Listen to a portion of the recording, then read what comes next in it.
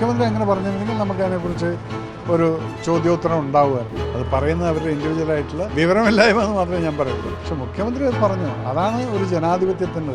ഇപ്പം നാളെ പറയുകയാണ് മയിൽ നമ്മുടെ ദേശീയ പക്ഷിയാണ്, നിങ്ങൾക്ക് ദേശീയ പക്ഷിയാവും, ഞാൻ കൊല്ലും, പറയാൻ പറ്റുമോ? കാരണം ഒരു ജനഗണമന ഞാൻ പകുതിയേ പാടുള്ളൂ എന്ന് പറഞ്ഞു കഴിഞ്ഞാൽ, അല്ലെങ്കിൽ ഇതിനകത്ത് എന്തെങ്കിലും ഒരു ഒന്നോ രണ്ടോ ബേർഡ് അങ്ങനെയുണ്ട് ഇങ്ങനെയുണ്ട് എന്ന് പറഞ്ഞിട്ട് ഇത് ക്രിറ്റിസിസം ചെയ്യുന്നത് ചെറിയ ചാബല്യമായിട്ടാണ് ഞാൻ പറയുന്നത്. അദ്ദേഹത്തിൻ്റെ അടുത്ത് പറയുന്നത് ഒരു രാഷ്ട്രത്തിൻ്റെ കാര്യം വരുന്ന സമയത്ത് സാഹിബ് ഇതുപോലെ തന്നെ ഇങ്ങനെയുള്ള ഈ ജാതിയുടെയോ മതത്തിൻ്റെയോ കാര്യങ്ങളൊന്നും എടുത്തിടരുത്.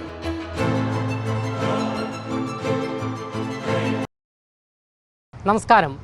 ദേശീയ ഗീതമായ വന്ദേ മാതരം പൂർണ്ണ രൂപത്തിൽ ആലപിക്കുന്നതുമായി ബന്ധപ്പെട്ട കേന്ദ്ര നിർദ്ദേശത്തെ ചൊല്ലി കേരളത്തിൽ വീണ്ടും രാഷ്ട്രീയ വിവാദം ഉടലെടുത്തിരിക്കുകയാണ്. സംസ്ഥാന സർക്കാരിൻ്റെ ഔദ്യോഗിക പരിപാടികളിൽ വന്ദേ മാതരം മുഴുവനായി ആലപിക്കില്ല എന്ന നിലപാടുമായി മന്ത്രിമാരായ PK Kunhalikutty, K Muraleedharan, N Shamsuddin എന്നിവർ നിലവിലിപ്പോൾ രംഗത്ത് വന്നിരിക്കുകയാണ്. കേന്ദ്ര സർക്കാർ പാസാക്കിയ നിയമം ലോക്സഭയും രാജ്യസഭയും അംഗീകരിച്ച് രാഷ്ട്രപതിയുടെ അനുമതിയും ലഭിച്ചിട്ടും അത് സംസ്ഥാന സർക്കാരിന് ബാധകമല്ല എന്ന നിലപാടാണ് നിലവിൽ മന്ത്രിമാർ സ്വീകരിച്ചിരിക്കുന്നത്. ഈ ഒരു സാഹചര്യത്തിൽ മറുനാടനോട് ഇപ്പോൾ പ്രതികരിക്കുകയാണ് മേജർ രവി.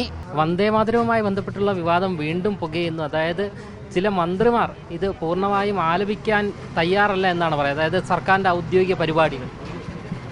മുഖ്യമന്ത്രി പറഞ്ഞല്ലോ അത് ഗവൺമെൻറ് ഓർഡർ കൊടുത്തില്ലത്. അതിനുശേഷം ഒരു പർട്ടിക്കുലർ മന്ത്രി അത് ചെയ്യുന്നില്ല, അല്ലെങ്കിൽ അതിനെക്കുറിച്ച് നമ്മൾ പറഞ്ഞു കഴിഞ്ഞാൽ മുഖ്യമന്ത്രി പറഞ്ഞതാണ്. അതിൽ മുഖ്യമന്ത്രി അങ്ങനെ പറഞ്ഞിരുന്നെങ്കിൽ നമുക്ക് അതിനെക്കുറിച്ച് ഒരു ചോദ്യോത്തരം ഉണ്ടാവുമായിരുന്നു. പക്ഷെ മുഖ്യമന്ത്രി അത് പറഞ്ഞു. അതാണ് ഒരു ജനാധിപത്യത്തിൻ്റെ. ജനാധിപത്യത്തിൽ ഇങ്ങനൊരു നമ്മൾ ഇപ്പം നാളെ പറയുകയാണ് മയിൽ നമ്മുടെ ദേശീയ പക്ഷിയാണ്, നിങ്ങൾക്ക് ദേശീയ പക്ഷിയാവും, ഞാൻ കൊല്ലും, പറയാൻ പറ്റുമോ? ഇത്രയേ ഉള്ളൂ ഈ വന്ദേ ഭാരതിന്. ഒരാൾ പറഞ്ഞു കഴിഞ്ഞാൽ അതിനെ നമ്മൾ നെഗ്ലക്റ്റ് ചെയ്യാമെന്ന് മാത്രമേ. പക്ഷേ വന്ന് അവിടെ നിന്നത് വാ കൊണ്ട് പാടിയില്ലെങ്കിലും അവിടെ നിന്നേ പറ്റൂ, ഫുൾ പാടി കഴിയുന്നവർ അല്ലേ? അതാണ് ജനാധിപത്യം എന്ന് പറയുന്നത്. ഗവൺമെൻറ്റിൻ്റെ ഓട്ടം ഇതിനകത്ത് ക്രിറ്റിസിസം ഒന്നുമില്ല. അത് പറയുന്നത് അവരുടെ ഇൻഡിവിജ്വലായിട്ടുള്ള വിവരമില്ലായ്മ എന്ന് മാത്രമേ ഞാൻ പറയുള്ളൂ. കാരണം ഒരു ജനഗണമന ഞാൻ പകുതിയേ പാടുള്ളൂ എന്ന് പറഞ്ഞു കഴിഞ്ഞാൽ, അല്ലെങ്കിൽ ഇതിനകത്ത് എന്തെങ്കിലും ഒരു ഒന്നോ രണ്ടോ ബേർഡ് അങ്ങനെയുണ്ട് ഇങ്ങനെയുണ്ട് എന്ന് പറഞ്ഞിട്ട് ഇത് ക്രിറ്റിസിസം ചെയ്യുന്നത് ഒരു ചെറിയ ചാബല്യമായിട്ടാണ് ഞാൻ തോന്നുന്നത്. മുസ്ലിം ലീഗിൻ്റെ മന്ത്രിമാരാണ് പ്രധാനമായും, കുഞ്ഞാലിക്കുട്ടി അടക്കമുള്ള മന്ത്രിമാരാണ് ഇങ്ങനെ പറഞ്ഞിരിക്കുന്നത്. അപ്പോൾ അതിലെന്തെങ്കിലും രാഷ്ട്രീയം കരുതുന്നുണ്ടാകുമോ? രാഷ്ട്രീയത്തിൻ്റെ അല്ല. ഞാൻ കുഞ്ഞാലിക്കുട്ടി സാഹിബിനെയൊക്കെ എനിക്ക് വലിയ ബഹുമാനമുള്ള ആളാണ്. അദ്ദേഹത്തിൻ്റെ അടുത്ത് പറയുന്നത് ഒരു രാഷ്ട്രത്തിൻ്റെ കാര്യം വരുന്ന സമയത്ത് സാഹിബ് ഇതുപോലെ തന്നെ ഇങ്ങനെയുള്ള ഈ ജാതിയുടെയോ മതത്തിൻ്റെയോ കാര്യങ്ങളൊന്നും എടുത്തിടരുത്. അപ്പോൾ അങ്ങനെ നോക്കിക്കഴിഞ്ഞാൽ പിന്നീട് എന്താ വെച്ചാൽ നമ്മളാണ് ചെറുതാവുന്നത്. അപ്പോൾ സാഹിബിൻ്റെ അടുത്ത് എൻ്റെ റിക്വസ്റ്റാണ്. എനിക്ക് ഇഷ്ടമുള്ളൊരു വ്യക്തിയാണത്. അപ്പോൾ അദ്ദേഹം അങ്ങനെ പറഞ്ഞു എന്ന് പറയുന്നതിൽ എന്താണ് കാരണം എന്നുള്ളത് എനിക്കറിയില്ലെങ്കിലും അദ്ദേഹം മാറും, അത് എനിക്ക് ഉറപ്പുണ്ട്.